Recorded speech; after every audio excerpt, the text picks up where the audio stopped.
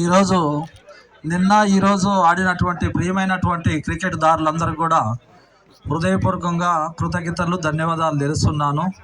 ప్రతి నిమిషం గెలవాలని పోరాటం ఈ యొక్క క్రికెట్ స్టేజ్ నుంచే మీకు వయసు అయిపోయి పెండాల చంద్రబాబు గారు ఇందాక చెప్పారు కదా, ఆ స్టేజ్ వరకు గెలుపు ఓటములు దాదాపు 25 టీములు ఆడితే చివరికి వచ్చింది ఒక భాగ్యలక్ష్మి అమ్మవారు చార్మినార్, 2 పెద్దమ్మ తల్లి అమ్మవారు జూబ్లీ హిల్స్.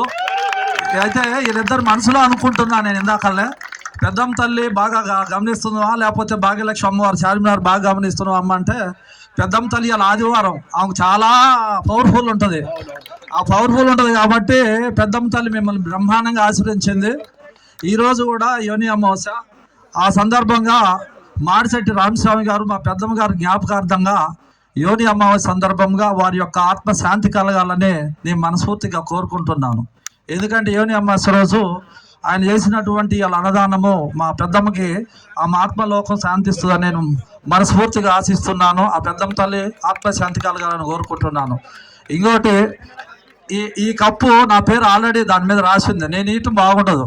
అందుకనే కుల పెద్దలు కుల సంఘానికి అన్ని విధాలుగా అన్ని రంగాల్లో మన సంఘాన్ని ముందు నడిపించి ఒక దాదాపు 8 లక్షల మంది జనాభాకి ఒక మాజీ అధ్యక్షుడు పెండాల చంద్రమోహన్ గారు పేరులోనే ఉంది. చాలా పెద్ద మనసున్న వ్యక్తి పెండాల చంద్రమోహన్ గారు అంటే చాలా గొప్ప వ్యక్తి.